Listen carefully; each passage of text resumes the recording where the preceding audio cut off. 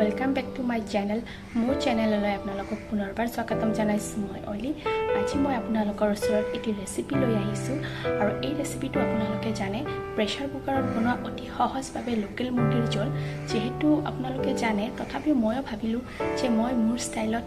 এই ৰেচিপিটো আপোনালোকৰ লগত শেয়াৰ কৰো বুলি তেতিয়াহলে বলক বেছি দেৰি নকৰি ৰেচিপিটো ষ্টাৰ্ট কৰা যাওক এয়া হৈছে মাংস মই মাংসখিনি ভালদৰে ধুই এটা বাউলত থৈ দিছো যেহেতু মাংসখিনি প্ৰেছাৰ কুকাৰত বনাম তো তাৰ বাবে মই গুটেখিনি মই ৰেডি কৰি লৈছো ইয়াত মই পাতলকৈ পিয়াজ কাটি লৈছো ইপিনে মই লৈছো জিৰা ইপিনে শুকান দুটা জলকীয়া ইপিনে আদা নহৰুৰ পেষ্ট ইপিনে তেজপাত দুটা এয়া হৈছে আপোনাৰ নৰসিংহ পাত আৰু তিনিটা কেঁচা জ্বলা আৰু এটা টমেটো তো এইখিনি মই ৰেডি কৰি থৈছো আৰু ইপিনে মই আলুখিনি কাটি থৈছো তেতিয়াহলে বলক দেৰি নকৰি ষ্টাৰ্ট কৰো এটা কাপত মই অকমান জিৰা পাউডাৰ লৈছো আৰু অকমান ধনিয়া পাউডাৰ লৈছো আৰু অকমান কাশ্মীৰী লাল মিৰ্চ পাউডাৰ লৈছো এতিয়া গুটেখিনি মই একেলগে মিক্স কৰি লৈছো মিক্স হৈ যোৱাৰ পিছত এতিয়া মই অকমান ইয়াত পানী এড কৰি দিম পানীখিনি এড হোৱাৰ পিছত এতিয়া মই গুটেখিনি মিক্স কৰি পিনে এটা পেষ্ট বনাই লম আৰু মোৰ পেষ্টটো ৰেডি হৈ গৈছে এয়া চাওক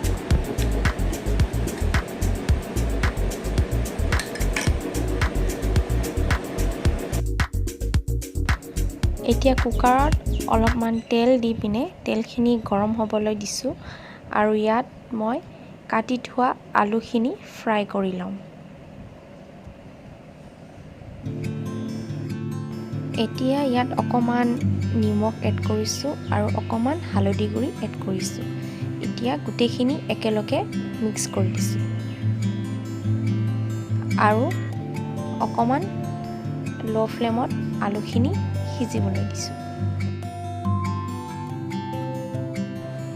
আলুখিনি অকমান সিজি যোৱাৰ পিছত এতিয়া মই এই আলুখিনি এখন প্লেটত নমাই থম এইখিনি তেলতে মই আৰু অকমান তেল এড কৰি দিম আৰু এই তেলত মই দুটা শুকান জলকীয়া অকমান গোটা জিৰা আৰু দুটা তেজপাত দি পিনে অকমান লৰাই দিম ইয়াৰ পিছত সিজি থোৱা পিয়াজখিনি মই ইয়াত দি পিনে ভালদৰে লৰাই দিম লৰাই দিয়াৰ পিছত অকমান তেলত পিয়াজখিনি সিজিবলৈ দিম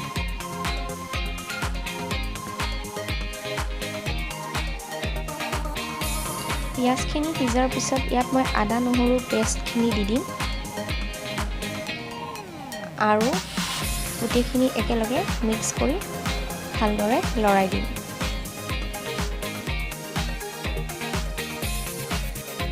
এতিয়া মই কুটি লোৱা টমেটোখিনি ইয়াত দি দিম আৰু মিক্স কৰি দিয়াৰ পিছত অকমান টমেটোখিনি তেলত সিজিবলৈ দিম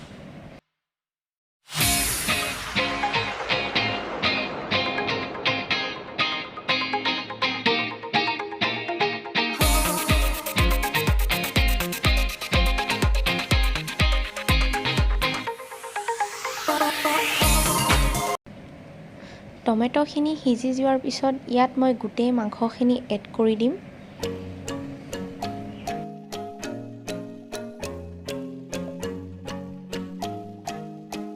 গোটেইখিনি মাংস দি দিয়াৰ পিছত এতিয়া মই এইখিনি গোটেইখিনি একেলগে লৰাই দিম আৰু সোৱাদ অনুযায়ী নিমখ আৰু হালধি গুৰি দি দিম আৰু এবাৰ ভালদৰে লৰাই দিম লৰাই দিয়াৰ পিছত লো ফ্লেমত 4-5 মিনিটমান মাংসখিনি অকমান তেলত সিজিবলৈ দিম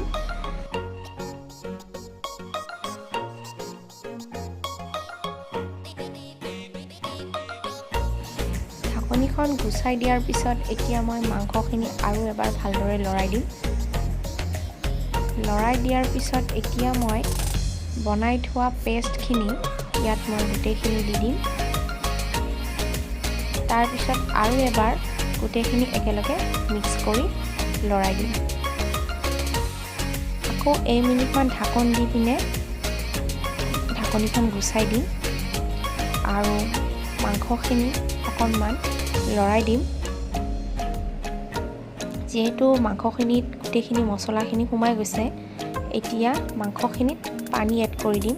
পানী আপোনাৰ জোখমতে দিব পাৰে আৰু ফ্ৰাই কৰি থোৱা আলুখিনি মই ইয়াত দি দিম।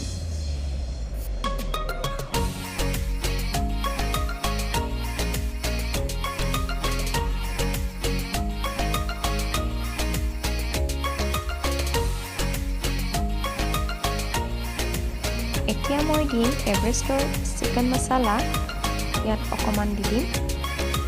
আৰু দিম নৰসিংহৰ পাত অকণমান আৰু লগত দিম 3টা কেঁচা জলকীয়া। এতিয়া এইখিনি ভালদৰে মিক্স কৰি মই গোটেইখিনি একেলগে লৰাই দিম।